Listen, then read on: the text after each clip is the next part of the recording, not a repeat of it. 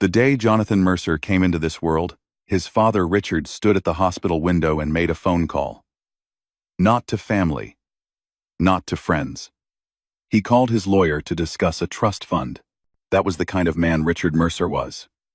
Even in moments that should have been filled with joy, his mind was on money, on legacy, on building something that would outlast him. Richard had built his pharmaceutical empire from nothing. His own father had been a factory worker who died with empty pockets and a broken body. Richard swore he would never end up the same way. By the time he was 40, he was worth more than $12 billion. He owned homes on 3 continents. He had politicians on speed dial. When he walked into a room, people stood up straighter. But for all his power, Richard Mercer could not control what happened next. When Jonathan was 3 years old, he started bumping into things. At first, everyone thought he was just clumsy, the way little kids often are. But then he stopped reaching for toys, unless they made sounds. He would stare at people's faces, like he was trying to solve a puzzle he couldn't quite figure out. Richard's wife, Catherine, took him to doctor after doctor. The diagnosis came on a rainy Tuesday afternoon in a specialist's office that smelled like antiseptic and bad news. Jonathan had a rare degenerative condition. His optic nerves were failing. Within 6 months, he would be completely blind. There was no cure, no surgery. No amount of money could fix it.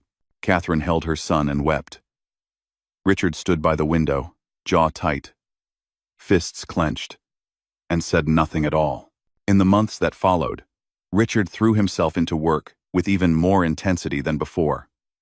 He told himself it was because the company needed him. He told himself he was securing Jonathan's future. But the truth was simpler and sadder. Richard didn't know how to look at his son anymore.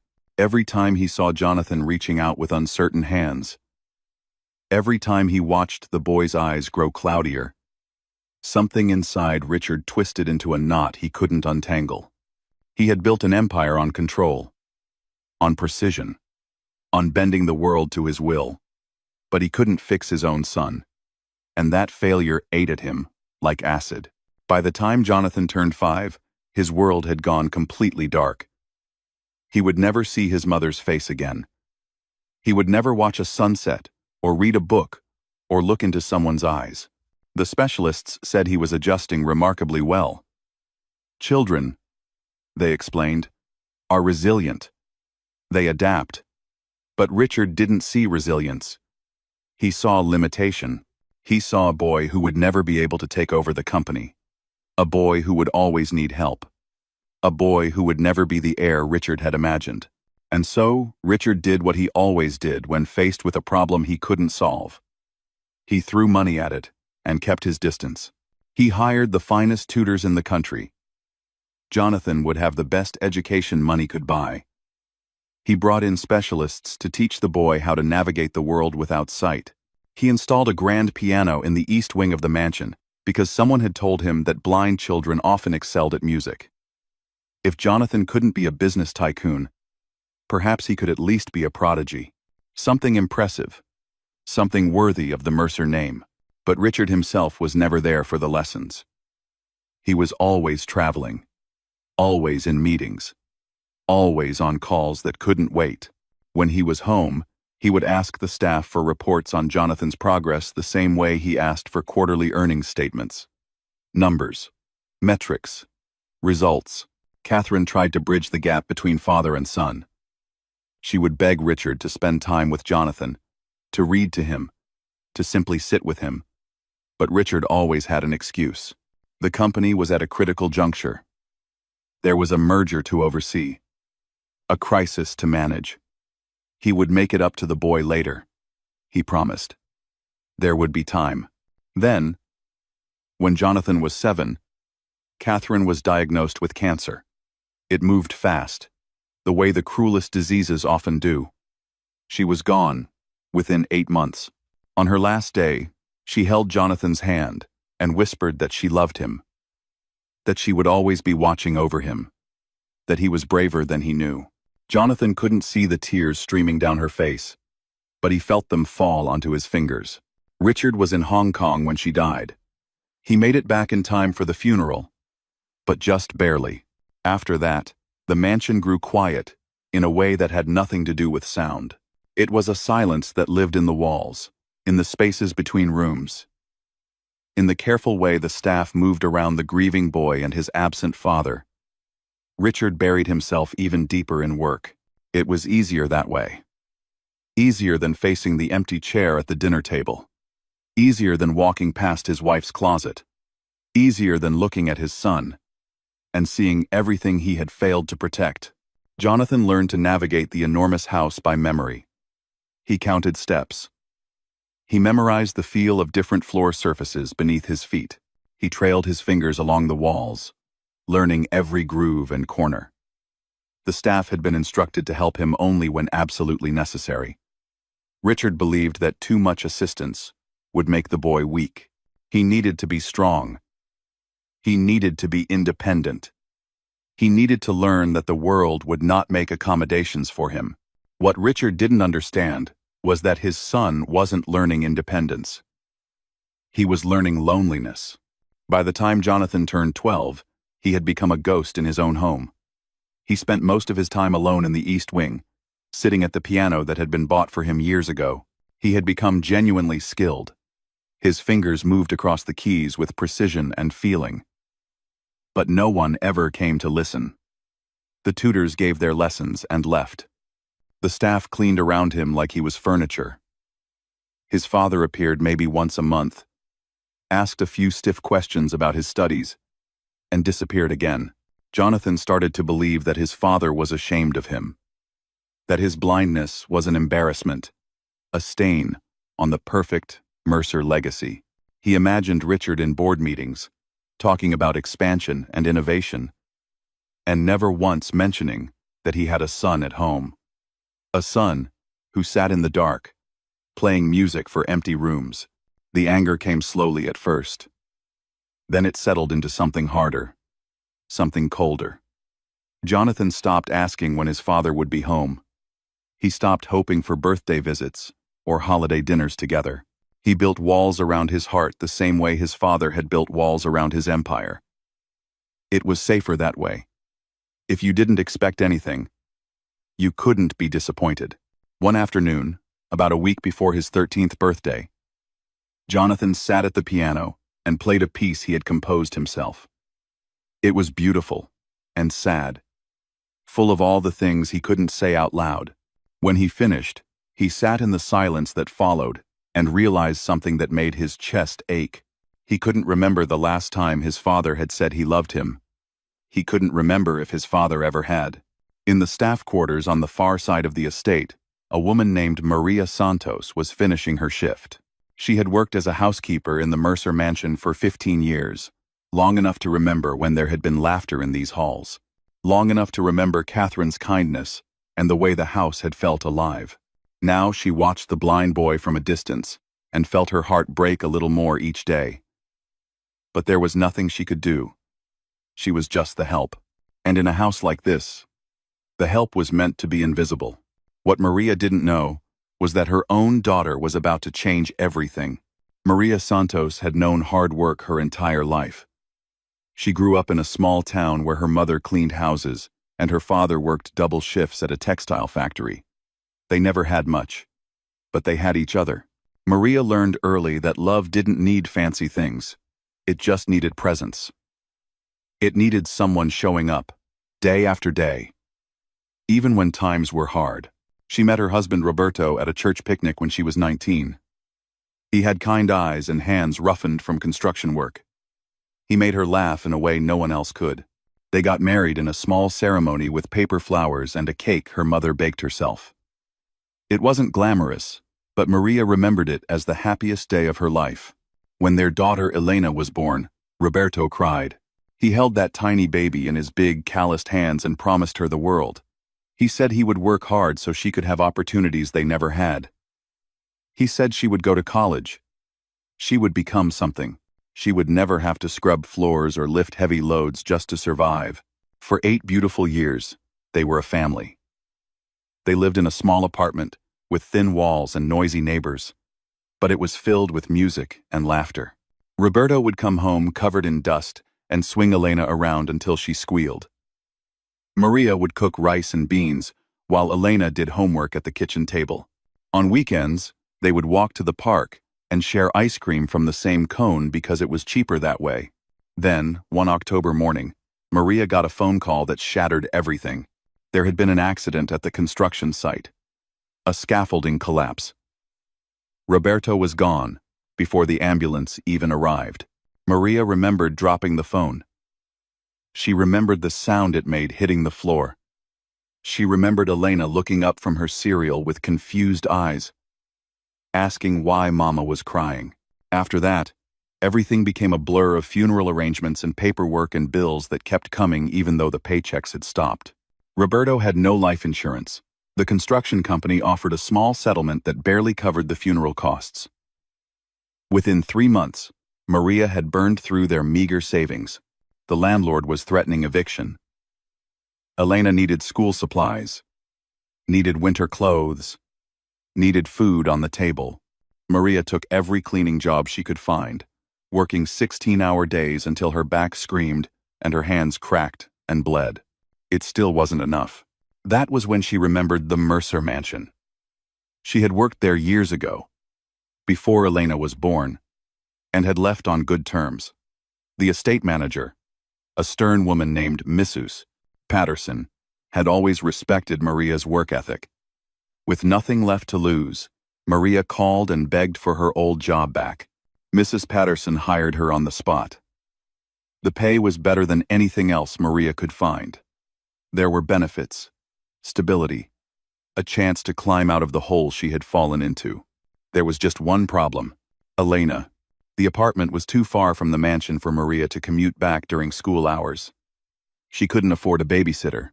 She had no family nearby, no one to watch her daughter while she worked. For 2 weeks, Maria tried to make impossible logistics work.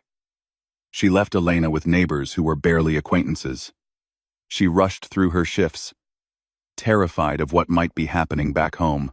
She barely slept.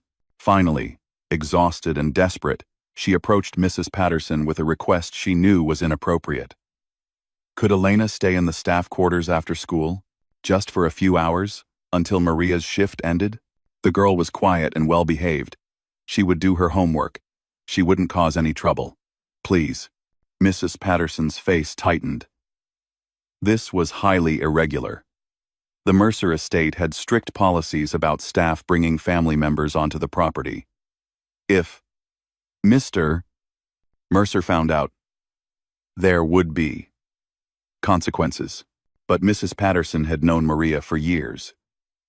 She had seen the circles under her eyes, the weight she had lost, the quiet desperation of a mother trying to hold her family together with bare hands. Against her better judgment, she agreed.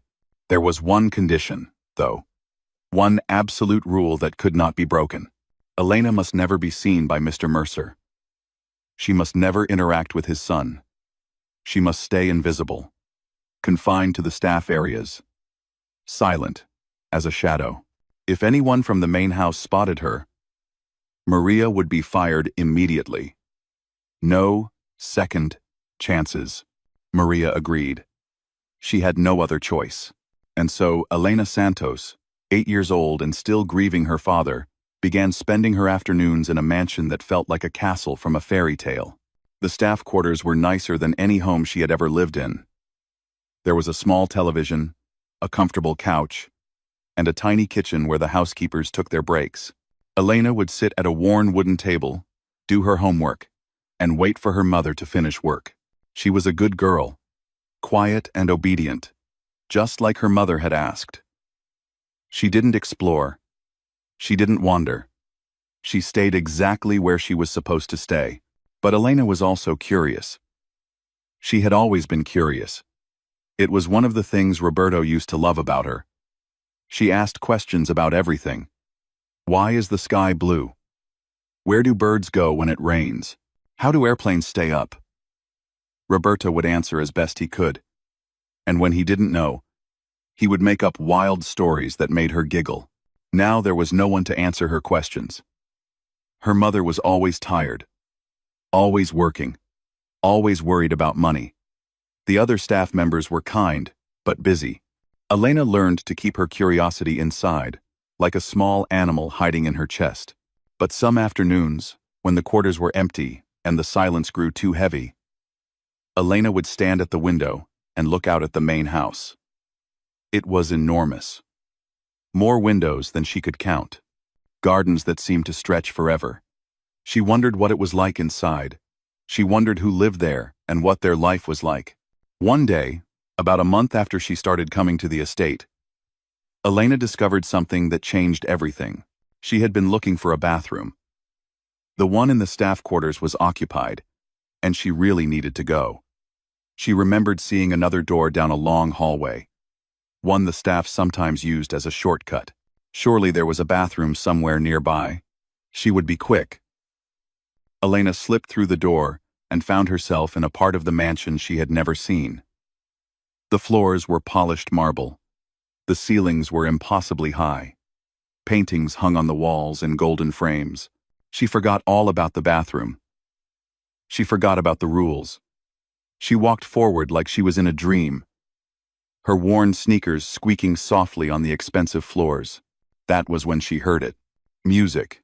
Piano music, coming from somewhere ahead. Elena followed the sound without thinking. It pulled her forward like an invisible thread.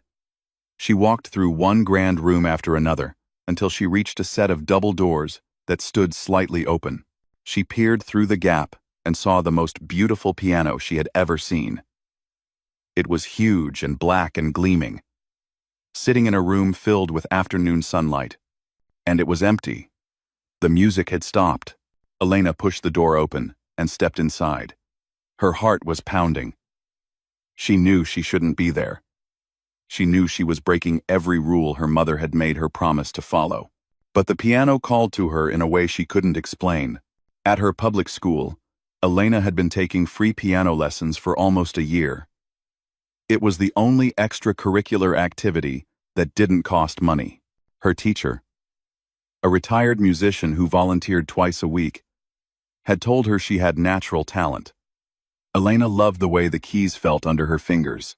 She loved how music could say things that words couldn't. When she played, she didn't feel poor or sad or invisible. She just felt like herself. She sat down on the bench. The leather was soft and cool.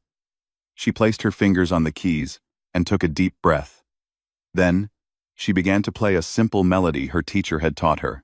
It was a beginner's piece, nothing fancy. But in this grand room, with its high ceilings and golden light, it sounded like magic. Elena closed her eyes and let the music carry her away. For a few precious moments, she forgot about her father's death. She forgot about the cramped staff quarters, and the rules, and the fear of being caught. She was just a girl playing piano, dreaming of something bigger than her small, sad life. She was so lost in the music that she didn't notice she wasn't alone. Someone was sitting in the corner of the room. Someone who had been there the whole time, hidden in the shadows, listening to every note. And when Elena finally finished playing and opened her eyes, a voice spoke from the darkness that made her freeze in terror. "You're playing it wrong." Elena's heart stopped. At least that's what it felt like. Her whole body went cold, and her fingers froze above the piano keys like they had turned to stone. She wanted to run. She wanted to disappear into the floor. But her legs wouldn't move. A boy emerged from the shadows in the corner of the room. He looked about 12 or 13, thin and pale, with dark hair that fell across his forehead. He walked slowly, carefully, his hands stretched out slightly in front of him. His eyes were open, but they weren't looking at her. They weren't looking at anything. They stared straight ahead, unfocused, seeing nothing at all.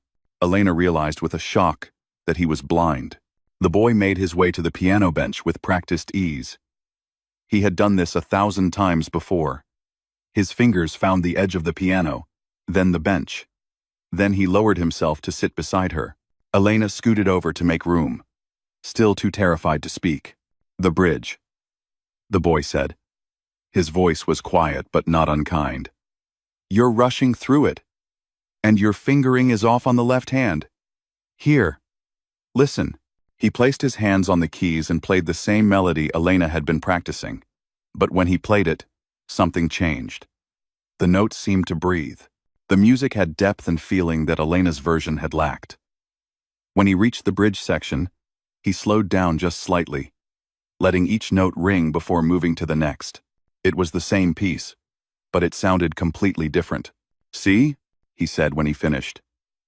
The bridge is supposed to feel like you're crossing over something, like you're going from one place to another. If you rush it, you miss the whole point. Elena finally found her voice. It came out as barely a whisper. I'm sorry. I'm not supposed to be here. Please don't tell anyone. My mom will lose her job. The boy turned his head toward her. Even though his eyes couldn't see her, she felt like he was studying her somehow, reading her through sound and silence. Your mom works here? He asked. She's a housekeeper. I stay in the staff quarters after school. I'm not supposed to come into the main house. I'm not supposed to talk to anyone. I just heard the piano and I couldn't help it. I'm so sorry. She was crying now. Tears sliding down her cheeks, dripping onto the polished keys. She was thinking about her mother, how hard she worked, how tired she always looked. If Maria lost this job because of Elena's stupid curiosity, they would have nothing. They would end up on the street. The boy was quiet for a long moment. Then, he did something Elena didn't expect. He laughed. It wasn't a mean laugh. It was surprised and genuine, like he had forgotten how to do it and was just remembering. You're scared I'm going to tell on you? He said. Who would I even tell? The walls? The furniture? Nobody talks to me anyway. Elena wiped her eyes with the back of her hand. What do you mean? I mean I'm invisible here. Just like you, apparently. He shrugged. I'm Jonathan, by the way. This is my father's house. I guess that makes me the young master or whatever, but trust me, it doesn't mean anything. The staff avoids me because they don't know what to say to a blind kid. My father is never here, so I just sit in this room and play piano for nobody. There was something in his voice that Elena recognized. Loneliness. Deep and heavy, like a stone at the bottom of a well. She knew that feeling. She had carried it ever since her father died. I'm Elena, she said softly. And I don't think you're invisible. I think you play really beautifully. Jonathan's expression shifted. The hardness around his mouth softened just a little. You really think so? I do. My teacher at school says I have potential, but I don't sound anything like that. You made the piano sound like it was alive. For the first time, Jonathan smiled. It was small and uncertain, like a muscle he hadn't used in a while. Nobody's ever told me that before. I mean, my tutors say I'm technically proficient, but that's different. Well, I'm not your tutor. I'm just a kid who snuck in here because I couldn't resist a piano. So, when I say you're good, I mean it. They sat in silence for a moment. The afternoon sun had shifted, casting long golden rectangles across the floor. Elena knew she should leave. Every second she stayed was another second she risked getting caught. But something held her there. Something about this sad, lonely boy who played music like it was the only language he knew. Can you teach me? She asked suddenly. How to play the bridge properly, I mean. My teacher only comes twice a week, and there's 30 kids in the class, so she doesn't have much time for individual help. Jonathan tilted his head. You want me to teach you? If you don't mind, I know I'm not supposed to be here, but maybe I could come back sometime, just for a little while? I'll be really quiet. I won't bother you. I just want to learn. It was a crazy request. Elena knew that. She was asking a stranger to break rules, to keep secrets, to risk getting both of them in trouble. But something told her Jonathan wouldn't say no.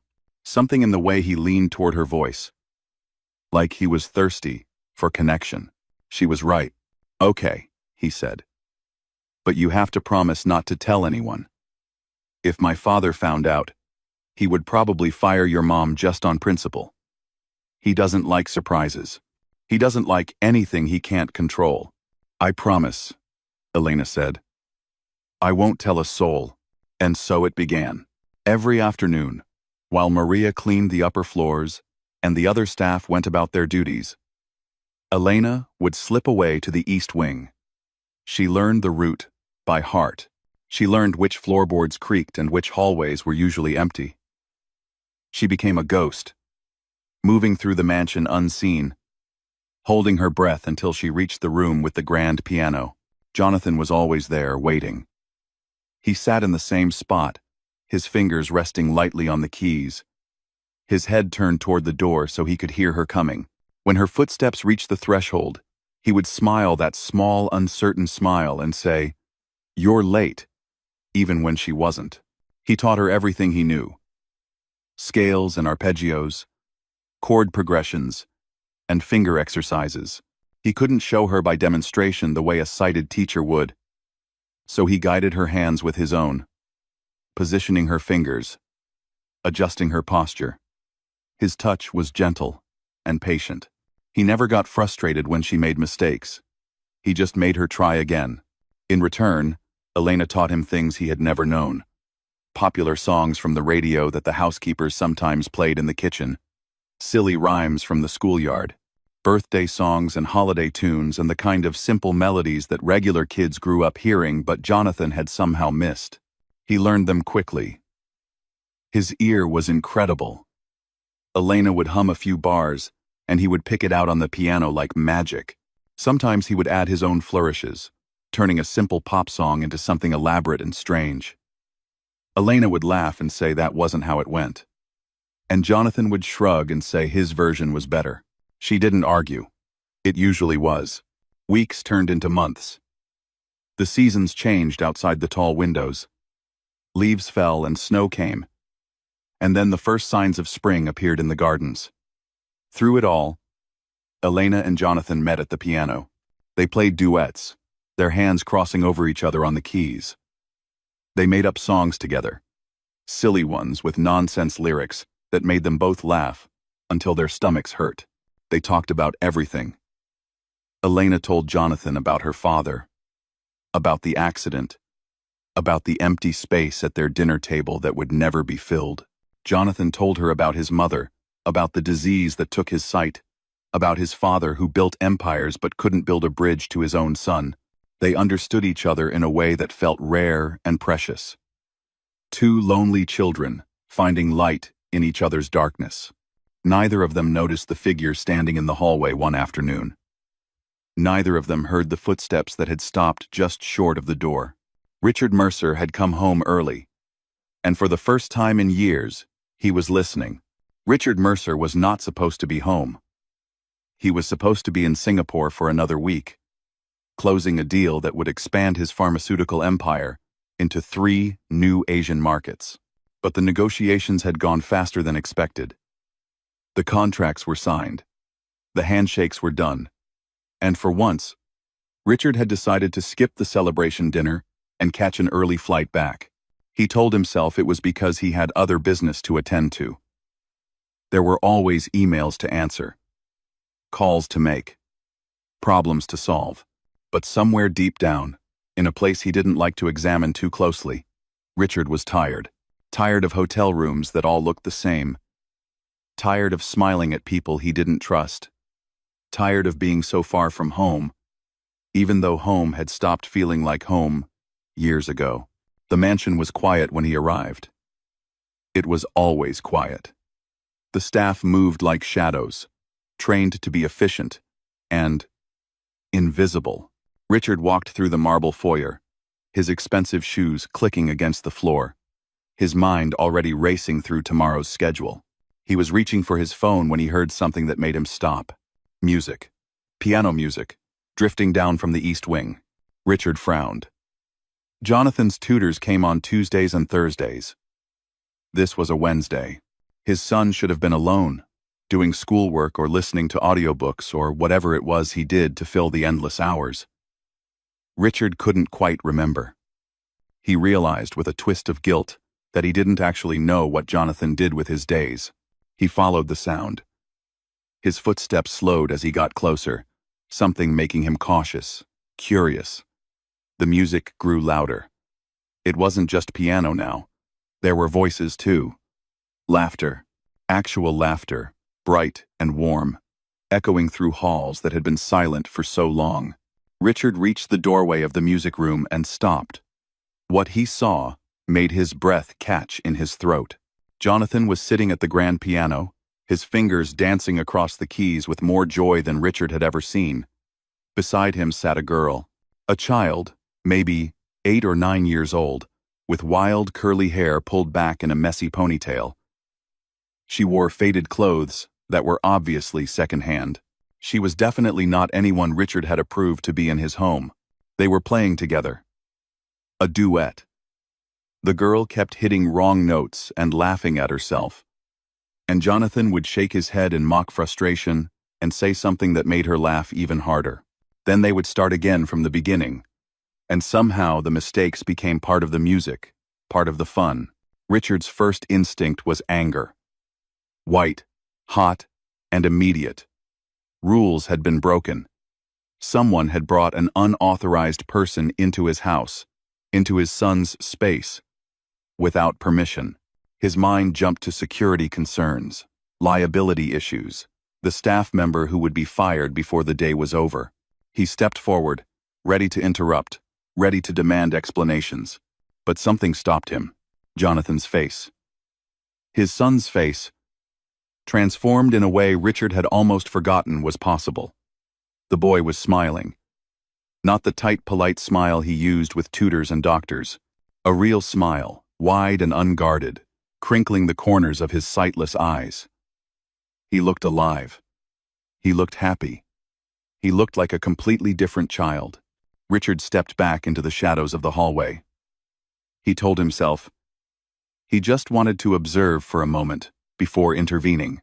He told himself he needed to understand the situation before taking action. But the truth was simpler. He couldn't look away. The girl was trying to teach Jonathan some kind of song. She hummed a melody, and he picked it out on the piano almost instantly, adding fancy runs and harmonies that made her gasp with delight. "How do you do that?" she asked. "I hummed like 5 notes and you turned it into a whole symphony." Jonathan shrugged, but Richard could see the pride in his posture. "I just hear how it should go. The notes tell me where they want to be." "That's amazing. You're like a musical superhero. A superhero who can't even see where he's going without bumping into things." "So? Superheroes always have weaknesses. That's what makes them interesting." The girl's voice was matter of fact, without a trace of pity or awkwardness. "Besides, you don't need to see. You have superpowers with your ears.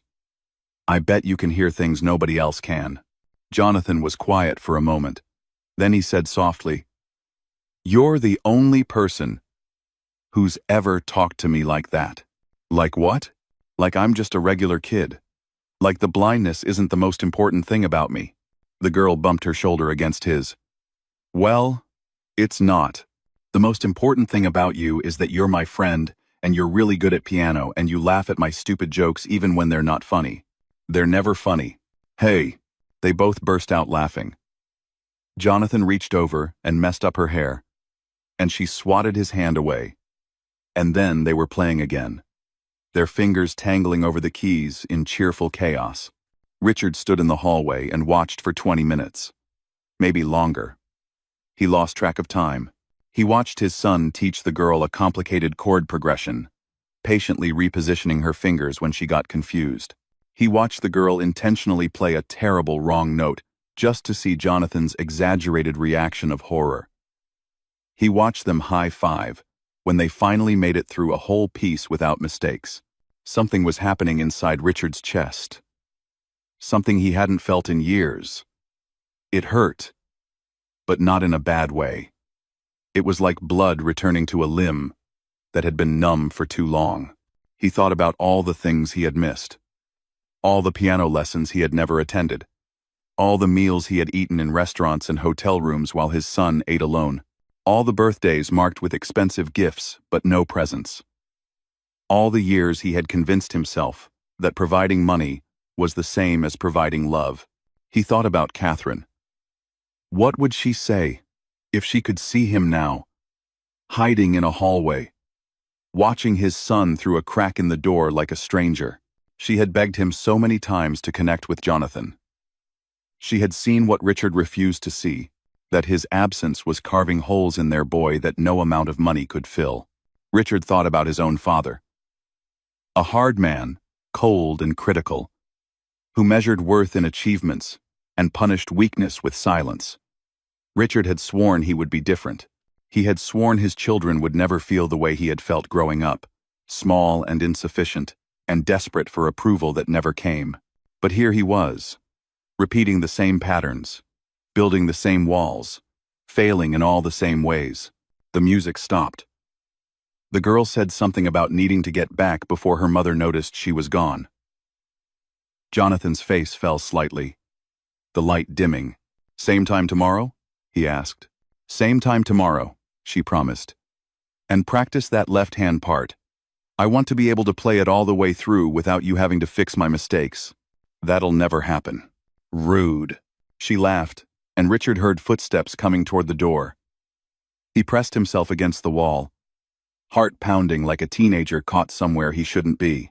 The girl emerged from the room and hurried down the hallway in the opposite direction, her worn sneakers squeaking on the marble. She never saw him. Richard stood there for a long time after she was gone. He could hear Jonathan inside, playing something slow and melancholy, a melody that sounded like loneliness and longing. Richard recognized it because he felt the same things himself, had felt them for years without ever admitting it. He didn't confront his son that day. He didn't storm in and demand answers. He didn't call for the estate manager and demand to know how this breach of protocol had occurred. Instead, Richard Mercer went to his study, poured himself a drink he didn't touch, and sat in the dark thinking about everything he had done wrong. And more importantly, thinking about what he could still make right, because for the first time in a very long time, Richard had seen his son, really seen him, and he couldn't unsee it now. The question was what he was going to do about it. Richard didn't sleep that night. He lay in his bed, staring at the ceiling, replaying everything he had witnessed. The laughter, the music, the easy way that little girl talked to his son like he was just another kid, not a problem to be solved or a tragedy to be pitied. He thought about the smile on Jonathan's face, how it had transformed him into someone Richard barely recognized. When morning came, Richard made a decision. But it wasn't the decision anyone would have expected. He didn't fire anyone. He didn't confront his son. Instead, he did something he hadn't done in years. He cleared his schedule. He told his assistant to cancel all meetings for the next 3 days. The woman looked at him like he had lost his mind. Richard Mercer didn't cancel meetings. Richard Mercer didn't take time off. But Richard just nodded and walked away before she could ask questions. For 3 days, Richard watched. He found reasons to be home in the afternoons. He made excuses to walk past the East Wing. He listened from doorways and hallways, careful to stay out of sight. He watched his son come alive every time that girl appeared. He watched them play and laugh and argue about music like it was the most important thing in the world. And slowly, painfully, Richard began to understand everything he had missed. On the 4th day, he called Maria Santos to his office. Maria arrived, trembling. Her face was pale, and her hands were shaking as she stood before his massive desk. She knew. Somehow, she knew that her secret had been discovered. She had already started rehearsing apologies in her head. Already started planning how she would explain to Elena that they had to leave. That Mama had lost another job. Richard watched her for a moment. He saw the fear in her eyes, the exhaustion in her shoulders, the quiet dignity of a woman who had been knocked down by life but refused to stay down. He thought about everything he had learned from observing his son and this woman's daughter. "Please sit down," he said. Maria hesitated, then lowered herself into the chair across from him. Her back was straight, her chin raised. Even terrified, she had pride. I know about Elena, Richard said. Maria's face crumpled. Mr. Mercer, please. I can explain. She's a good girl. She never meant any harm. I told her to stay hidden, but she heard the piano, and she just loves music so much. And I know I broke the rules. But please. I need this job. I have nowhere else to go. Richard held up his hand. Maria stopped talking, tears streaming down her cheeks. Tell me about her, Richard said quietly. Tell me about Elena. Maria blinked, confused by the question. She had expected anger, accusations, termination papers. Not this. Not a billionaire asking about her daughter like he actually wanted to know. So Maria told him. She told him about Roberto, about the accident, about the impossible months that followed. She told him about Elena's love of music, how she had begged to take piano lessons, even though they couldn't afford a piano at home. She told him how the girl practiced on a paper keyboard she had drawn herself, pressing silent keys and imagining the sounds. She told him how Elena had never stopped talking about Jonathan, how she came home every evening glowing with excitement, saying she had made a friend, a real friend, someone who understood her. She told him how Elena said Jonathan was the smartest, kindest, funniest person she had ever met, and how unfair it was that such a wonderful boy seemed so sad all the time. Richard listened to everything. When Maria finished, he was quiet for a long moment. Your daughter saved my son, he finally said. His voice was rough. I didn't know he was drowning until I saw him laugh with her. I didn't know how alone he was because I never bothered to look. Maria didn't know what to say. She sat frozen, tears drying on her cheeks. Richard leaned forward. I have a proposal for you. Not as your employer, but as a father who has made too many mistakes and wants to start making things right. He told her his plan. A new position for Maria, Director of Family Support for the Mercer Foundation, a charitable division he would create that very week. The salary was more than triple what she currently made. There would be benefits, retirement plans, opportunities for advancement. Elena would receive a full scholarship to the city's finest music academy, the one that cost more per year than Maria had earned in her entire life. And most importantly, Elena would be welcomed into the main house. Not as a secret, not as something to hide, but as Jonathan's friend, openly and officially. Maria stared at him. She couldn't process what she was hearing. It felt like a dream, the kind you don't dare believe, because waking up would hurt too much. Why? She whispered. Why would you do this? Richard looked past her, toward the window, toward something only he could see. Because my wife asked me to take care of our son, and I failed her. Because I've spent 13 years building a fortune and letting my family fall apart. Because that little girl showed me in one afternoon what I should have seen all along. Love. He turned back to Maria, and his eyes were wet. My son is extraordinary. He's talented and funny and kind, and I almost missed it entirely. Elena saw what I was too blind to see. The least I can do is make sure she has every opportunity to shine the way she helped him shine. That evening, Richard went to find Jonathan. His son was in the music room, as always, playing something soft and sad. Richard stood in the doorway for a moment, gathering courage. Then he knocked on the frame. Jonathan's hands froze on the keys. Who's there? It's me, Richard said. Your father. Silence. Jonathan's face went carefully blank, the way it always did when Richard appeared. Guarded, distant, prepared for disappointment. Richard walked to the piano and sat down on the bench beside his son. The same bench where Elena sat every afternoon. He could feel Jonathan tense, uncertain, waiting. I saw you playing with her, Richard said. The girl, Elena. Jonathan's jaw tightened. Are you going to fire her mother? No. Are you going to forbid me from seeing her? No. Jonathan turned toward his father's voice, confused. Then, why are you here? Richard took a breath. This was the hardest thing he had ever done. Harder than any business negotiation, any hostile takeover, any crisis management. Because this required something Richard had protected for decades. It required vulnerability. "I'm here because I watched you laugh with her," he said. "And I realized I couldn't remember the last time I heard you laugh. I'm here because I've been a terrible father, Jonathan. I thought if I gave you enough money, enough tutors, enough things, it would make up for not being present. But I was wrong. I was so wrong." Jonathan didn't speak. His hands were trembling slightly on the keys. "I'm here because I want to know you," Richard continued. "Not reports about your progress. Not updates from staff. You. I want to know what makes you laugh, and what makes you sad, and what you dream about. I want to sit beside you while you play and actually listen. I want to be your father, not just the man who pays the bills." "Why now?" Jonathan's voice cracked. "Why, after all this time?" Richard reached over and took his son's hand. It was the first time he had touched him in years.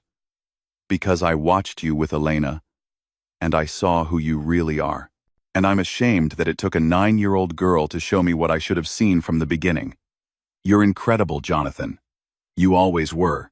I was just too scared and too proud to admit that I didn't know how to be the father you needed." Jonathan was crying now, silent tears rolling down his cheeks. Richard pulled him close, wrapped his arms around this boy he had failed for so long, and held him tight. "I'm sorry," Richard whispered. "I'm so sorry. But I'm here now. And I'm not going anywhere." They sat like that for a long time, father and son, finally finding each other in the room where music had kept a lonely boy company for all those silent years. A week later, Elena arrived at the mansion through the front door for the first time. Maria walked beside her, head high, wearing the blazer she had bought for her new job.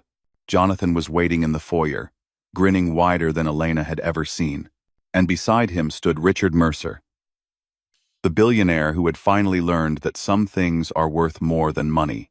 That evening, 3 people sat at the grand piano in the East Wing. They played together, badly and beautifully, laughing at wrong notes and celebrating small victories. The music drifted through the mansion, filling the empty spaces, warming the cold corners. The silence was finally broken, and it would never return again.